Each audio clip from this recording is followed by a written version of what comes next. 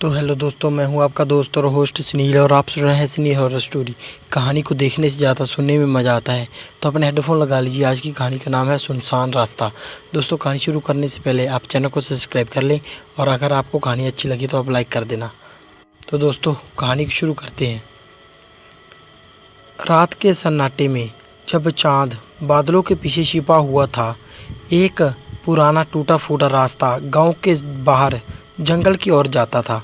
इस रास्ते को सुनसान थंब कहा जाता था, जो सुनसान होता है।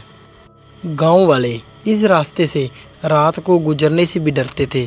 कहते थे कि यहाँ अजीब अजीब आवाज़ें सुनाई देती हैं, कभी किसी के रोने की तो कभी किसी के हंसने की। कुछ बाहरले लोगों ने और गांव वाले लोगों ने तो ये भी दावा किया था कि उन लोगों को रास्ते पर चलती हुई परछाइयाँ भी दिखती हैं, जो पहले तो दिखती हैं, फिर जब पलक झपकते ही गायब हो जाती हैं। इसी गांव में एक युवक रहता था। उसका नाम था रवि। वो एक नौजवान और निडर व्यक्ति था, जो इन्हें मात्र एक अफवाहें मानता था और इस पर हंसता था। उसे लगता था कि ये सब लोगों के दिमाग का वहम है। एक दिन सभी दोस्त एक साथ बैठे हुए थे, तो बातों ही बातों में उन लोगों ने रवि को कहा, अगर तू इतना ही निडर है तो तू सुनसान रास्ता पार करके दिखा। दिन था बुधवार रात को। रवि के दोस्तों ने उसे मजाक में ही कहा था। रवि ने ये चुनौती हंसते हंसते स्वीकार कर ली। तभी रवि अपने घर गया बाइक पे और एक बैटरी और अपनी माँ का तावीज़ जेब में डाला। उसकी माँ का तावीज़ जो उसकी दादी ने उसे दिया था, और वो आगे बढ़ पड़ा। रात के तकरीबन 11 बजे हुए थे। ठंडी हवा चल रही थी और पेड़ों की टहनियाँ हवा में डरावने नाच कर रही थीं। रवि निडर होकर आगे बढ़ा, लेकिन जैसे ही उसने सुनसान रास्ते पर कदम रखा तो उसे लगा कि इसकी हवा में कुछ अजीब सी सरसराहट है।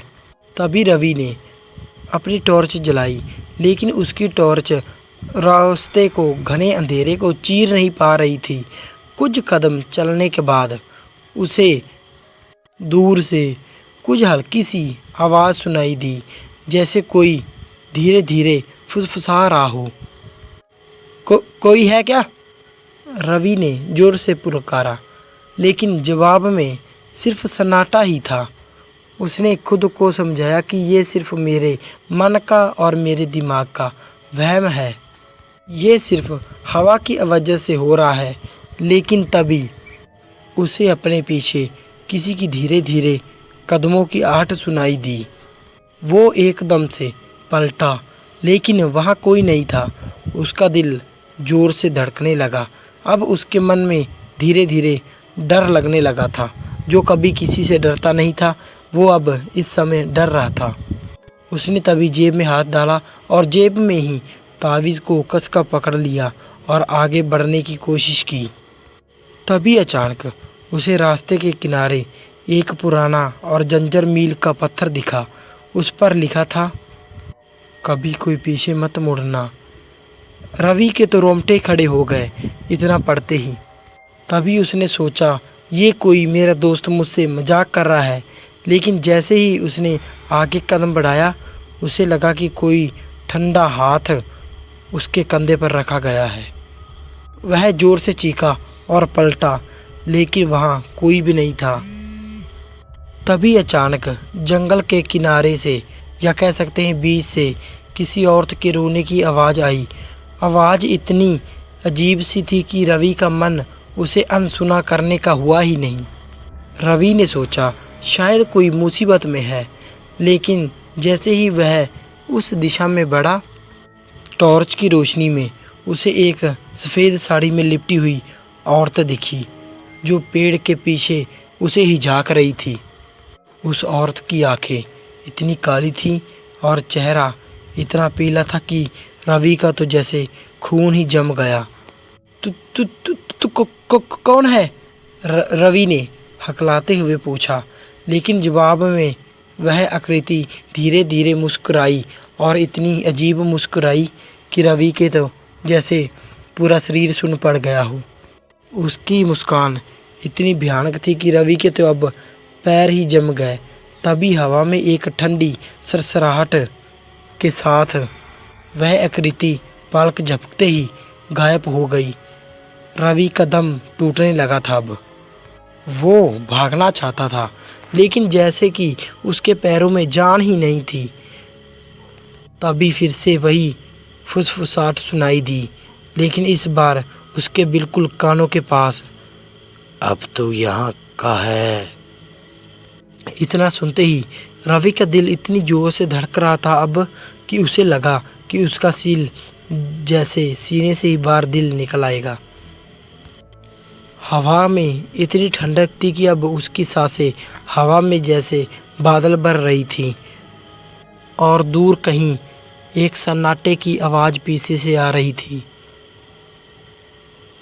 तभी उसने अपनी टॉर्च जलाई, लेकिन रोशनी अब पहले से भी कमज़ोर लग रही थी, जैसे अंधेरा उसकी रोशनी को निगल रहा हो।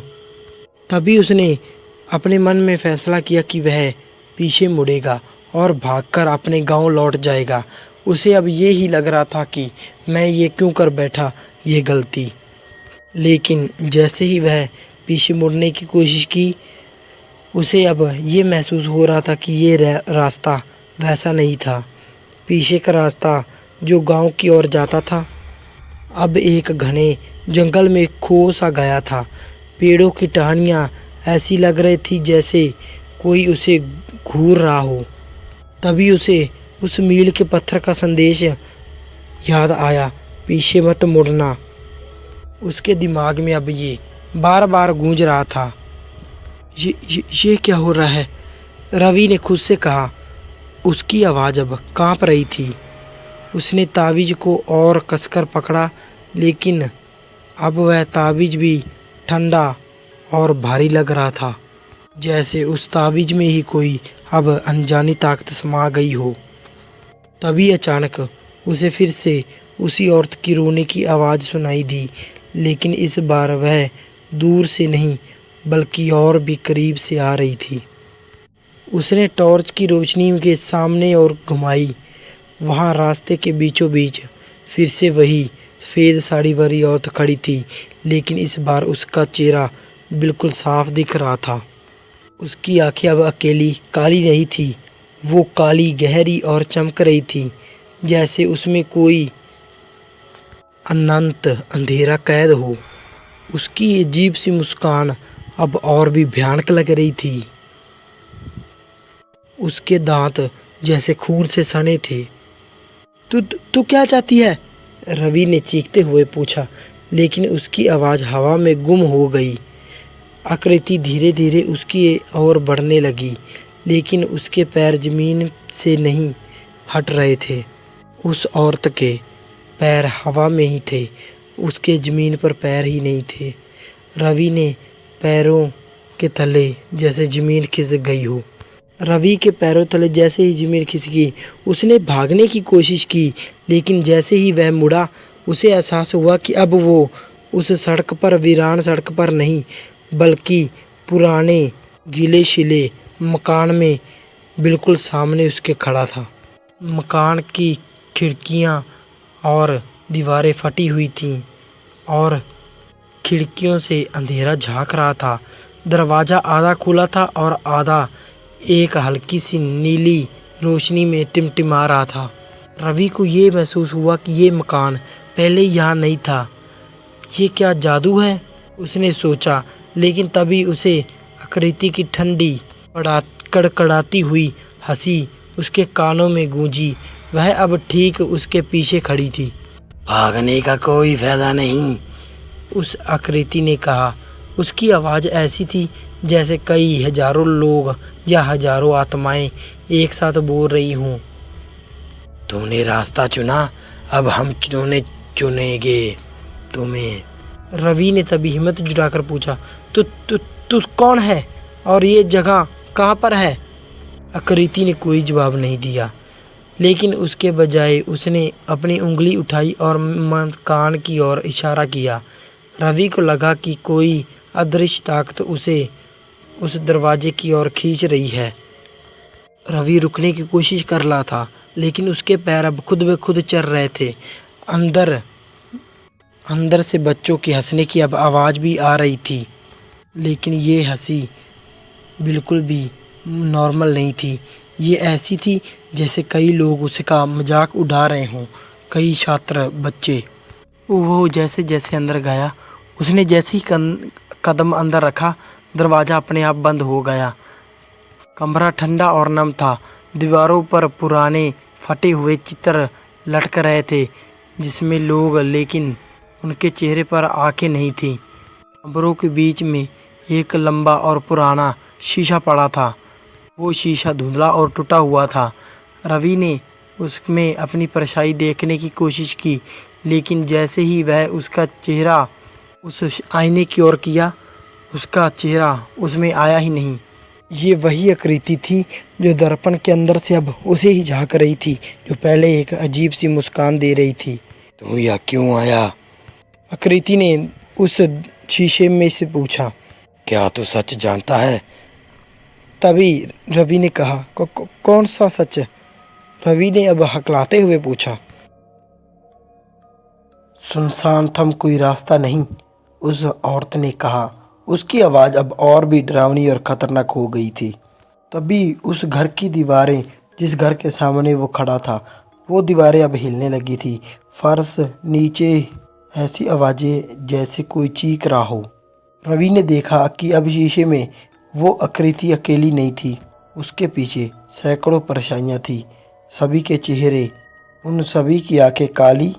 वो सभी एक साथ फुसफुसा रही थी। हमारा हिस्सा बनो, ये सभी बोल रही थी। रवि चीखा और शीशे की ओर भागा। उसने उसे तोड़ने की कोशिश में जब दर्पण को छुआ, तो वो उसके साथ ही उसका हाथ अंदर चला गया। एक ठंडी चिपचिपी ताकत ने उसे अंदर खींच लिया। वो चिल्लाया, लेकिन उसकी आवाज़ गूंज बनकर वापस हो गई। कैद। अब उसे ऐसा लग रहा था कि जैसे वो शीशे की दूसरी दुनिया में हो। सब कुछ उल्टा उसे लग रहा था। पेड़ काले थे, आसमान लाल था और हवा में खून की बिल्कुल सड़ी गली गंध थी। सामने वही औरत खड़ी थी, लेकिन अब वो अकेली नहीं थी। उसके साथ दर्जनों और काले कपड़े और सफ़ेद साड़ी पहने हुए औरतें खड़ी थीं। उनके चेहरे जले हुए थे। अब वो सभी रवि को घूर रही थी और धीरे धीरे उसकी ओर ही बढ़ रही थी। अब तो हमारा हिस्सा बनेगा, उन्होंने एक साथ कहा। लेकिन तभी रवि ने अपनी जेब में रखा हुआ तावीज़ उसे याद आया। उसने वो एकदम से निकाला। उसमें से एक गर्माहट निकली और वो औरतें पीछे हट गई। रवि ने उस तावीज़ को कसकर पकड़ा और खींचा। मैं तुम्हारा नहीं हूँ। तभी एक जोरदार धमाके के साथ वो वहीं ज़मीन पर गिरा हुआ था, उस मकान में ही। शीशा टूट चुका था और आकृति गायब हो चुकी थी, लेकिन दीवारों पर अब खून से लिखा था, तो वापस आएगा। रवि का शरीर कांप रहा था। टूटे हुए दर्पण या शीशे के टुकड़े फर्श पर बिखरे हुए थे और दीवारों पर खून से लिखा हुआ था, तू अब वापस जरूर ही आएगा। जो लिखा हुआ था उसके दिमाग में वो चाकू की तरह चुभ रहे थे। मकान का सन्नाटा अब और भी भारी लग रहा था, जैसे कोई तूफान आने से पहले की शांति होती है। उसने तभी तावीज़ को कसकर पकड़ा, जो अभी भी हल्की गर्माहट दे रहा था। मुझे यहाँ से निकलना होगा, उसने खुद से कहा और दरवाजे की ओर भागा। लेकिन जैसे ही उसने दरवाज़ा खोला, वो चौंक गया। बाहर अब जंगल नहीं था, वो उसी सुनसान रास्ते पर खड़ा था। रास्ता अब पहले से भी अजीब लग रहा था। आसमान गहरा काले रंग में छाया हुआ था और हवा में वही गंध थी जैसे सड़ा हुआ मांस हो। पेड़ों की टहनियाँ अब हड्डियों की तरह चिमरा रही थीं और उनकी छाया हवा से ऐसी ज़मीन पर नाच रही थी जैसे वो जीवित हो। ये कहाँ आ गया मैं? रवि ने घबराते हुए सोचा। उसने पीछे मुड़कर देखा, लेकिन मकान अब नहीं था। मकान वहाँ से गायब हो चुका था। अब सिर्फ रास्ता ही था, अनंत, घना और भयानक। तभी उसे फिर से वही फुसफुसाहट सुनाई दी, लेकिन इस बार ये सैकड़ों आवाज़ों का एक साथ बोलने का ढंग था। तो हमसे नहीं बच सकता। रवि ने तभी भागना शुरू किया। उसकी सांसें फूल रही थी लेकिन वो रुका नहीं। टॉर्च भी अब बिल्कुल बेकार हो चुकी थी। उसकी रोशनी अब मोमबत्ती जितनी भी नहीं थी। अंधेरे में उसे हर तरफ आंखें ही आंखें दिख रही थी, जैसे काली आंखें उसे ही घूर रही हों। अभी अचानक रास्ते के किनारे उसे फिर से वही मील का पत्थर दिखा। इस बार उस पर लिखा था, ये अंत है। के कदम रुक गए। सामने रास्ते के बिल्कुल वही सफ़ेद साड़ी वाली औरत उसे घूर रही थी, लेकिन उसके पीछे सैकड़ों परेशानियां थी। कुछ के चेहरे जले हुए थे, कुछ के शरीर टूटे हुए और कुछ ऐसे चेहरे जो सिर्फ खाली थे। उनकी आवाज़ें अब एक भयानक गीत में बन गई। हमारा हिस्सा बन जाओ, हमारा हिस्सा बन जाओ। रवि जोर से चीखा, नहीं। उसने तावीज़ को ऊपर उठाया। इस बार उसमें एक चमकदार सुनहरी रोशनी निकली।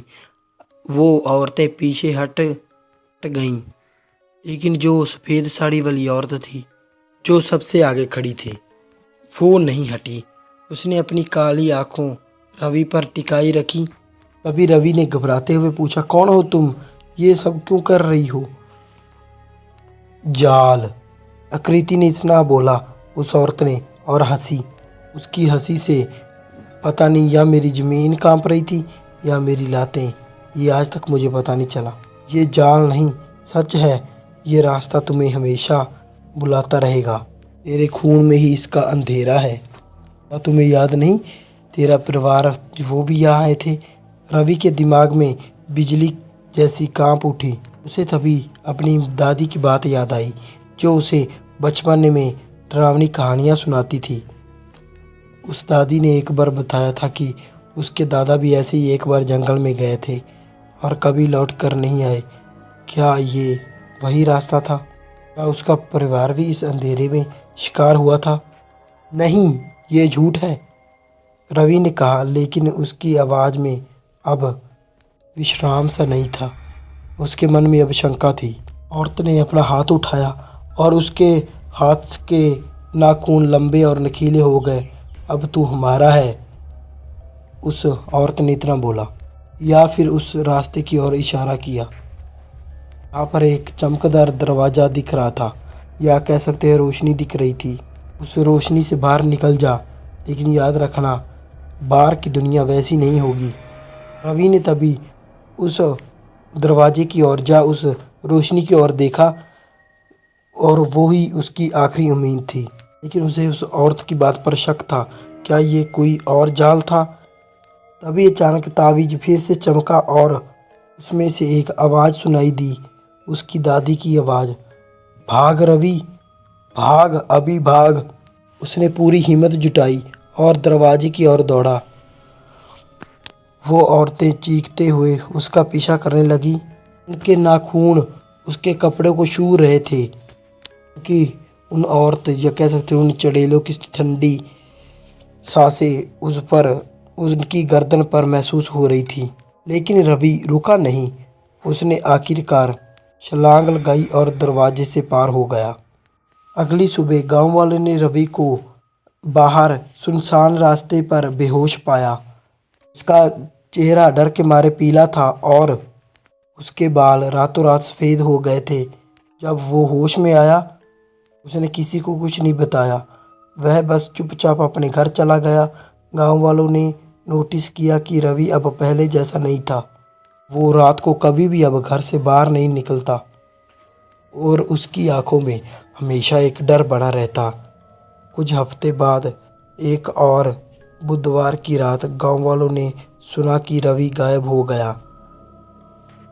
कुछ का मानना था कि उन्होंने उनको सुनसान रास्ते की ओर जाते हुए देखा, लेकिन इस बार वो वापस नहीं आया। सुनसान थम या सुनसान रास्ता अब भी वही है। गांव वालों कहते हैं कि रात को जब चांद बादलों में छुप जाता है, उस रास्ते में चीखने, रोने और फुसफुसाने की आवाज़ सुनाई देती है। और अगर आप गौर से सुने या देखें, एक आपको सफ़ेद साड़ी वाली औरत दिख सकती है जो रास्ते के अंत में खड़ी होती है एक नए मेहमान का इंतज़ार करते हुए। तो दोस्तों कैसी लगी आपको कहानी? लाइक शेयर कमेंट करके ज़रूर बता देना और चैनल को सब्सक्राइब कर लेना। मिलते हैं इससे भी डरावनी और ख़तरनाक कहानी में, तब तक के लिए धन्यवाद। मिलते हैं।